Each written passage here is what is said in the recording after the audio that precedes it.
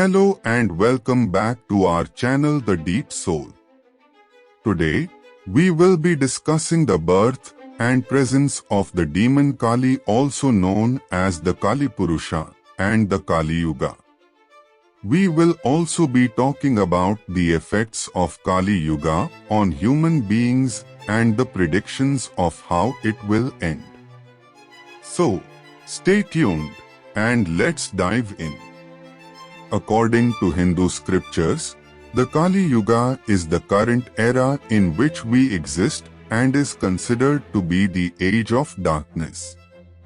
People during this era are as distant from the divine as possible and are said to be materialistic, concerned only with the physical aspects of reality.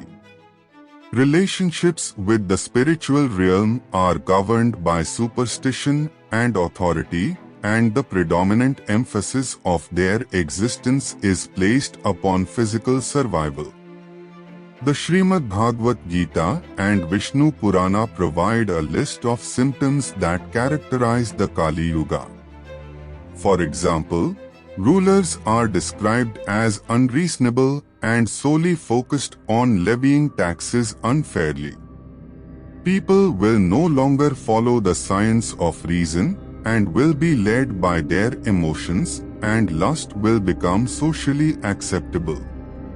Intercourse will be recognized as the central purpose of existence, and women will become objects of sensual gratification.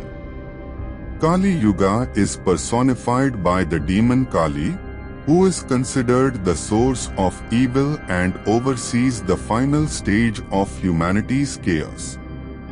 The Vishnu Purana summarizes the turmoil of the Kali Yuga in a passage stating that there will be a decrease in wealth, passion will be the sole bond between the two sexes, and women will become objects of sensual gratification.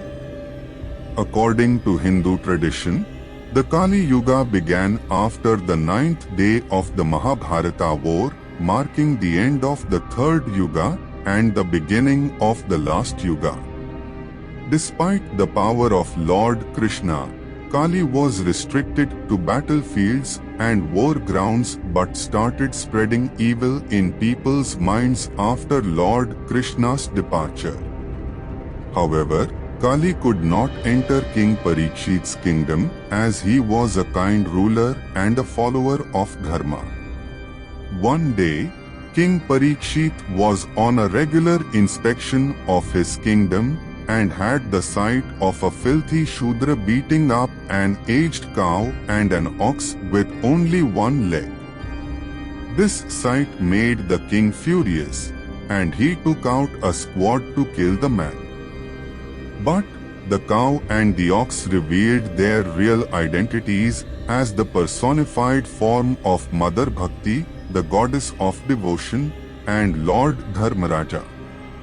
The Shudra was none other than Kali Yuga himself. The cow and the ox explained that their bodies had grown old and weak after the demise of Lord Krishna because, with the rise of Kali Yuga, people had started moving away from the path of bhakti and dharma. The four legs of the ox represented truth, sympathy, penance, and donation, but because of the prevalence of Kali Yuga, 3 legs were cut off, leaving only truth. King Parikshit became furious and intended to kill Kali Yuga. But Kali explained that the cycle of the Yuga was created by Lord Brahma himself and was not something that the king or even the gods could avoid. Lord Krishna only restricted Kali but did not kill his presence to avoid messing with the karmic cycle of the universe. King Parikshit understood the justification of Kali Yuga, but he was still not willing to allow him into his kingdom. Kali agreed with the king but requested him to not cut him off completely from his entire kingdom. He said, "O great Parikshit, you are a worthy descendant of the Pandavas and are equal to Lord Krishna in all glory and kindness. I am at your mercy. This entire earth is your kingdom. If you tell me to leave your kingdom, where will I go? Instead, I locate a few places where I can reside, and I promise you, O king, that I would exist nowhere else. Hearing this, the king declared 4 places for Kali Yuga to reside, which were places where gambling takes place, places where illicit sex is performed, places where violence is done, and places where liquor is consumed.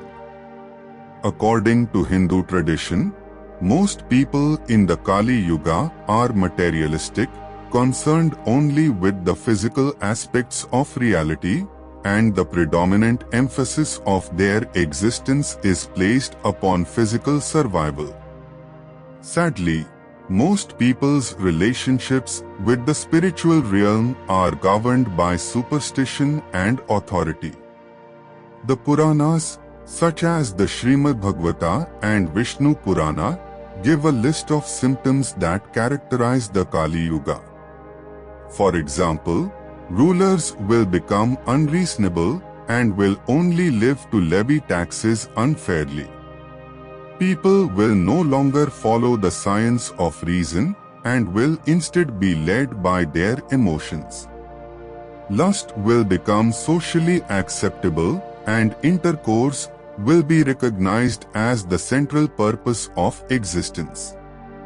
However, there is hope for the future.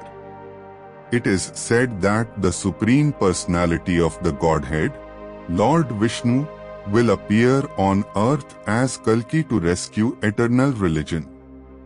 Kalki will mow down the evil and corrupt and ensure the reign of Dharma. He will defeat the kings under Kali and hand over the rule to Devapi and Maru, the religious kings of Kali Yuga. In conclusion, the Kali Yuga is a period of darkness and ignorance of Dharma. However, the arrival of Lord Kalki will bring about the establishment of the principles of eternal religion once again. We hope this video has provided you with a better understanding of Kali Yuga and its significance in Hinduism. Thank you for watching, and we will see you in the next video.